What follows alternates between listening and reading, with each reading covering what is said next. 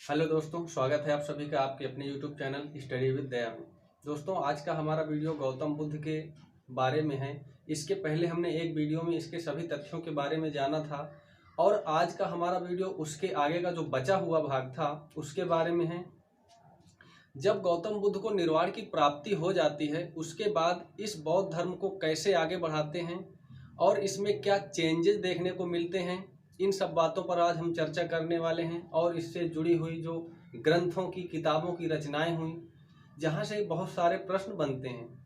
तो जैसे ही गौतम बुद्ध को निर्वाण की प्राप्ति हुई तो इस धर्म को प्रचार प्रसार करने के लिए, इस धर्म को बढ़ाने के लिए बौद्ध संगीतियों का आयोजन किया गया।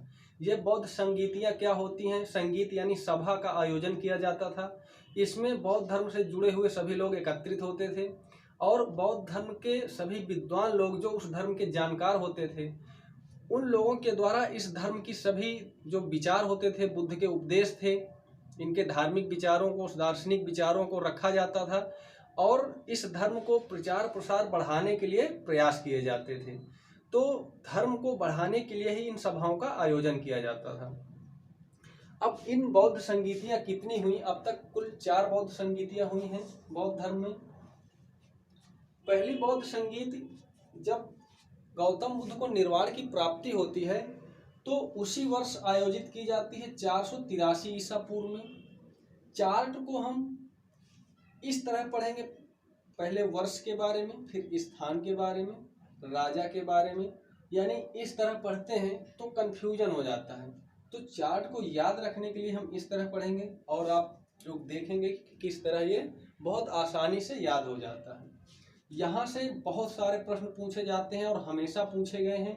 इसके हर एक बिंदु से प्रश्न पूछे जाते हैं। तो पहले हम वर्ष की बात करते हैं कि जो इसकी पहली बौद्ध संगीति हुई वह 483 ईसा पूर्व में जब गौतम बुद्ध को निर्वाण की प्राप्ति हो जाती है तो उसी वर्ष आयोजित की जाती है। और इसके बाद दूसरी बौद्ध संगीति इसके 100 वर्षों के पश्चात 383 ईसा पूर्व में आयोजित की जाती है। इसके बाद तीसरी बौद्ध संगीति 247 बीसी या फिर कई बुकों में 250 बीसी, तो 250 ईसा पूर्व तीसरी आयोजित की जाती है। और चौथी बौद्ध संगीति 102 ईस्वी या फिर ईस्वी की प्रथम शताब्दी लिखा हुआ मिलता है कई किताबों में। तो चौथी बौद्ध संगीत एकमात्र ऐसी बौद्ध संगीत थी जो कि ईस्वी में हुई। ये तीनों ईसा पूर्व यानी बीसी में हुई। और चौथी बौद्ध संगीत जब ईस्वी यानी सन का प्रारंभ हो गया था उसके बाद ईस्वी की प्रथम शताब्दी में लगभग 102 ईस्वी में हुई। तो कई बार यहाँ से प्रश्न पूछा जा सकता है कि ऐसी कौन सी बौद्ध संगीति है जो कि ईस्वी में हुई, ईस्वी के बाद? तो चौथी बौद्ध संगीति है। अब हम इसके बारे में पढ़ते हैं, एक बार इसको फिर से देखते हैं। पहली 483 ईसा पूर्व, दूसरी उसके 100 वर्ष के बाद 383 ईसा पूर्व, तीसरी 247 ईसा पूर्व और चौथी ईस्वी की प्रथम शताब्दी या फिर 102 ईस्वी। स्थान के बारे में हम बात करते हैं कि पहली जो बौद्ध संगीति हुई थी वह राजगृह में हुई थी।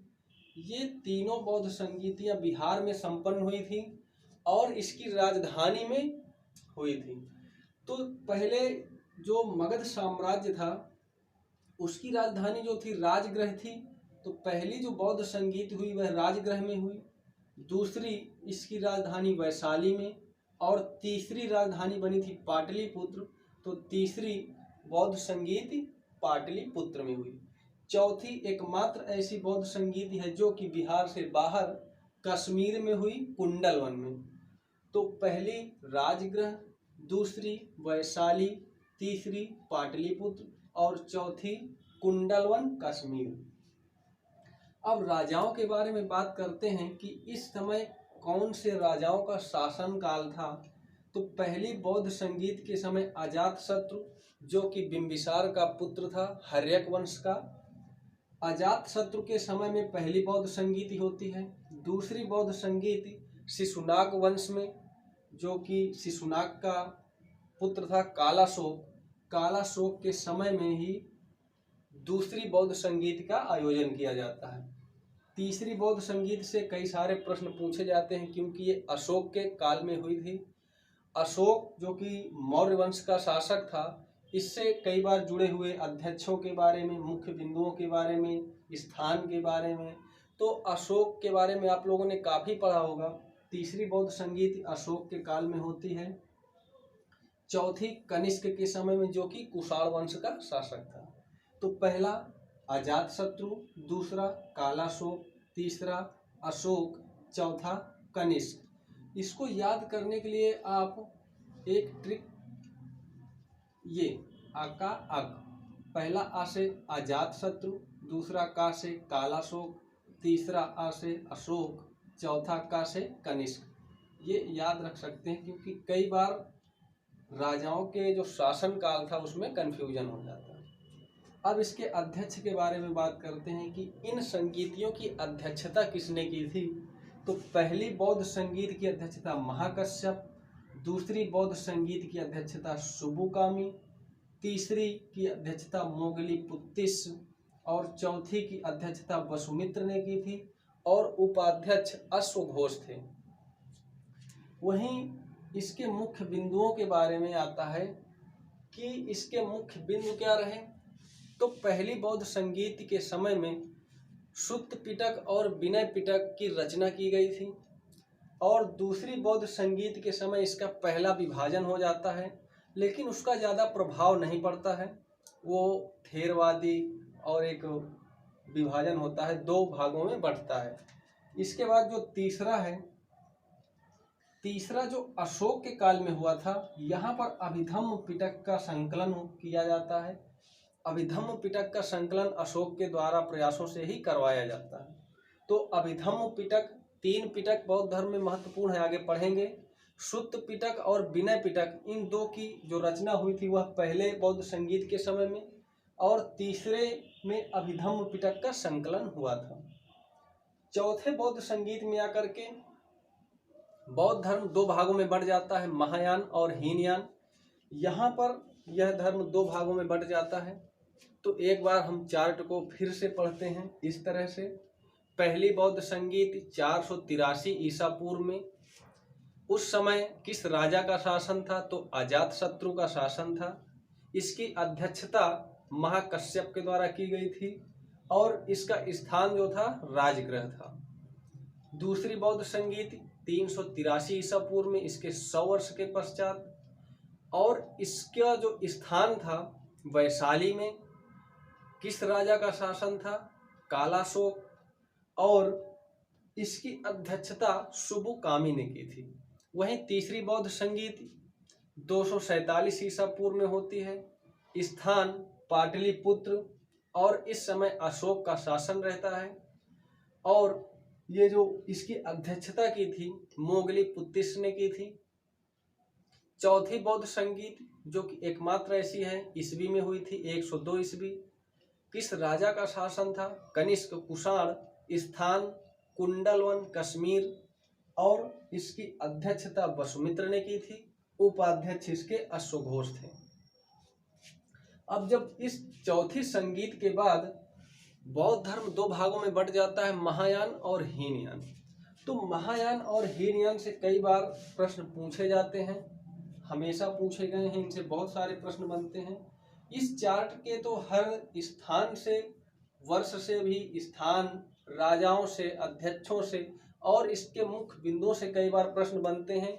यहाँ से सभी जगह से प्रश्न बनाए गए हैं और ये प्रश्न कई बार आपको देखने को मिलेंगे, हर एग्जाम में आते हैं। तो आप इस चार्ट को एक बार रिवाइज करिएगा, आसानी से याद हो जाएगा।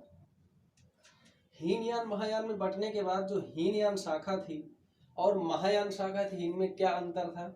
हीनयान शाखा जो थी वह रूढ़िवादी विचारधारा की थी, परिवर्तन विरोधी थी, यानी समय के साथ यह परिवर्तन नहीं करना चाहती थी। और महायान शाखा का मानना था कि समय के साथ हमें परिवर्तन करना चाहिए। तो पहला तो अंतर यह है कि ये परिवर्तन विरोधी थी और महायान परिवर्तन की समर्थक थी। दूसरा, बुद्ध को महापुरुष कहा है, देवता नहीं माना है। हीनयान शाखा का विचार था कि बुद्ध ने एक नास्तिक, खुद थे वो नास्तिक, और नास्तिक धर्म की स्थापना की थी। तो जब बुद्ध स्वयं देवता को नहीं मानते थे, देवता की विचारधारा उनके मन में नहीं थी, तो बुद्ध देवता नहीं है, बुद्ध महापुरुष है। महायान शाखा वाले जो थे, महायान शाखा के अनुयायी, उनका कहना था कि बुद्ध एक देवता के अवतार हैं, तो बुद्ध को देवता का अवतार मानते थे। हीनयान शाखा में मूर्ति पूजा के विरोधी थे, यानी मूर्ति पूजा का विरोध करते थे। महायान शाखा में मूर्ति पूजा के समर्थक थे, और मूर्ति पूजा ये लोग करते थे, मूर्तियां बनाने लगे जो कि गांधार कला के नाम से जानी जाती। हीनयान शाखा वर्तमान में श्रीलंका, बर्मा, थाईलैंड, दक्षिण भारत में इसके अनुयायी अभी भी ये फैला हुआ है। यानी भारत के दक्षिणी और जो भारत का दक्षिणी पूर्वी एरिया है, वहाँ पर इस हीनयान शाखा के अनुयायी हैं। महायान शाखा चीन, जापान, तिब्बत और उत्तर भारत में। तो यहाँ से क्या अंतर था वो हमने देखा, जहाँ से कई बार प्रश्न बनते हैं। ये मूर्ति पूजा के समर्थक थे, ये मूर्ति पूजा के विरोधी थे हीनयान।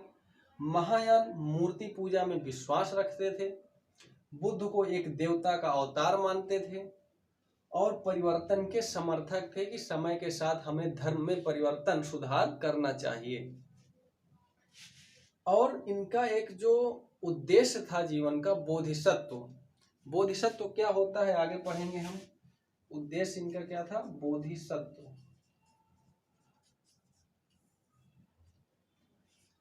बोधिसत्व क्या है, एक ऐसा व्यक्ति जो स्वयं निर्वाण प्राप्त कर चुका है और दूसरे को निर्वाण प्राप्ति में सहायता करता है।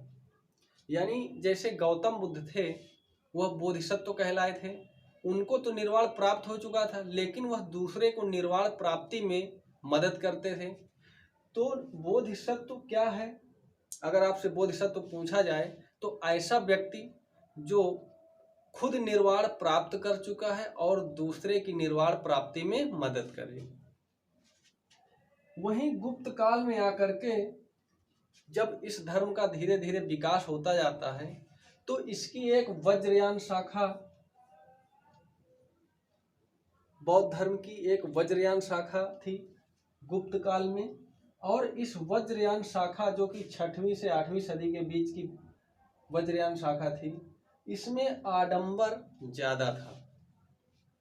जैसे कि उत्तर वैदिक काल में आडंबर जो है, जादू टोना, इस तरह का कर्मकांडों की व्यापक जो है कर्मकांड अपना स्थान ले लेते हैं, वही सेम आकर के इस बौद्ध धर्म की वज्रयान शाखा में सिर्फ एक यही शाखा थी जहां पर ये कर्मकांड ज्यादा तरह से व्याप्त था।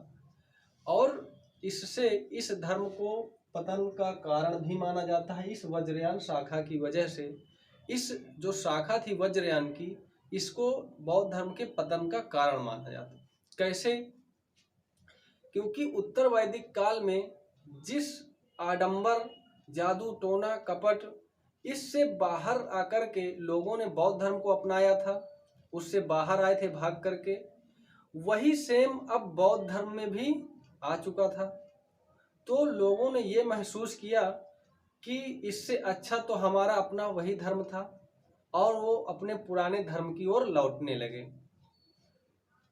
तो वज्रयान को बौद्ध धर्म के पतन का कारण माना जाता है। इसी वजह से बौद्ध धर्म नीचे की ओर जाने लगा।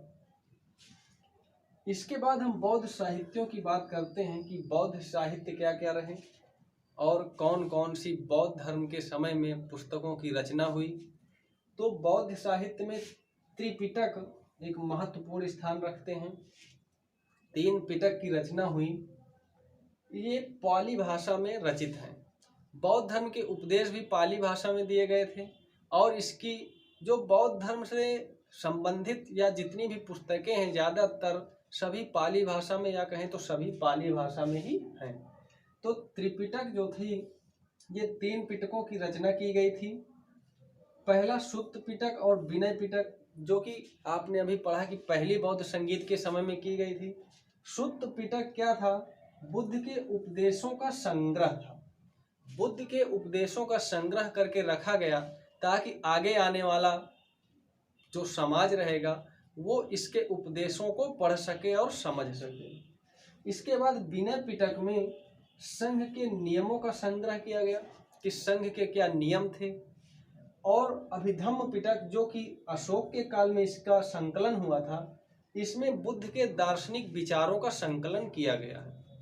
बुद्ध के क्या दार्शनिक विचार थे तो इसको आप याद रख सकते हैं। सुत्त पिटक में बुद्ध के उपदेशों का संग्रह, विनय पिटक में संघ के नियमों का संग्रह और अभिधम्म पिटक में दार्शनिक विचारों का संकलन है।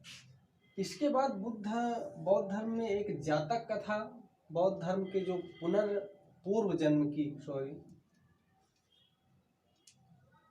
बौद्ध धर्म के पूर्व जन्म की कथा इसमें उल्लेख किया गया है कि बौद्ध धर्म जो गौतम बुद्ध थे उनका पूर्व जन्म में कौन कौन से अवतार थे, उसके बारे में यहाँ से उल्लेख मिलता है जातक कथा से। तो कई बार पूछ लिया जाता है कि बुद्ध के पूर्व जन्म का उल्लेख कहाँ से मिलता है? जातक कथा से। याद रखिएगा आप लोग, जातक कथा में किसका उल्लेख है? पूर्व जन्म का। और बुद्ध चरित, सौंदरानंद, सारिपुत्र प्रकरण, ये अश्वघोष की रचनाएं हैं। आप लोग अश्वघोष की रचनाओं में बुद्ध चरित को पढ़ा होगा। सौंदरानंद और सारिपुत्र प्रकरण भी अश्वघोष की रचनाएं हैं। और जो बुद्ध चरित है इसे बौद्ध धर्म की रामायण के रूप में भी जाना जाता है। इसके बाद एक नागसेन बौद्ध भिक्षु थे और मिलिंद पन्हो, राजा मिनांडर ने नागसेन से कुछ प्रश्न पूछे थे बौद्ध धर्म से जुड़े, जीवन से जुड़े, और नागसेन ने उनका उत्तर दिया है। तो उनके जो संवाद का संकलन है एक पुस्तक में किया गया है मिलिंद के प्रश्न नाम से, और उसी का नाम मिलिंद पन्हो दिया गया है। मिलिंद पन्हो में नागसेन के द्वारा रचित नागसेन और मिलिंद पन्हो के प्रश्न और उत्तरों का संकलन है। गांधार कला का संबंध बौद्ध धर्म से है। जो महायान शाखा मूर्ति पूजा में विश्वास रखती थी वो मूर्तियों का निर्माण करती है। बड़ी संख्या में मूर्तियों का निर्माण होता है, और मूर्तियों जो निर्माण होता है उनकी जो कला होती है वह गांधार कला में होती है। तो गांधार कला का संबंध बौद्ध धर्म से है और मथुरा कला का संबंध जैन धर्म से है। बौद्ध धर्म में और चैत्य, स्तूप, विहार या मठ ये क्या थे? चैत्य उसे कहा जाता था जो पूजा घर, पूजा स्थल होता है जैसे किसी अन्य धर्म में, तो जो बौद्धों का पूजा स्थल होता था उसे चैत्य कहा जाता था। स्तूप, जहाँ बौद्ध धर्म के अवशेषों को सुरक्षित रखा जाता था उसे स्तूप कहा जाता था। स्तूप में बौद्धों के मृत्यु के पश्चात अवशेषों को सुरक्षित रखा जाता था। विहार या फिर मठ, जहाँ पर बौद्ध धर्म के अनुयायी निवास करते थे उसे विहार कहा जाता था। वहीं एक लाइट ऑफ एशिया के नाम से गौतम बुद्ध को जाना जाता है, और इसकी पुस्तक की जो रचना की थी एडविन अर्नाल्ड ने की थी, और इन्होंने बुद्ध को लाइट ऑफ एशिया के रूप में बताया है। तो यहाँ से हमने बौद्ध धर्म के सभी संगीतियों के बारे में, सभी साहित्यों के बारे में जाना, और एक बार आप लोग इसके NCERT से बौद्ध धर्म के बारे में डिटेल में पढ़िएगा। यहाँ से आपकी एक अच्छी समझ विकसित होती है। तो NCERT में जब आप पढ़ेंगे तो आपको काफ़ी मज़ा आएगा पढ़ने में, और आप ज़्यादा से ज़्यादा ऑब्जेक्टिव सही कर पाएंगे एग्जाम में।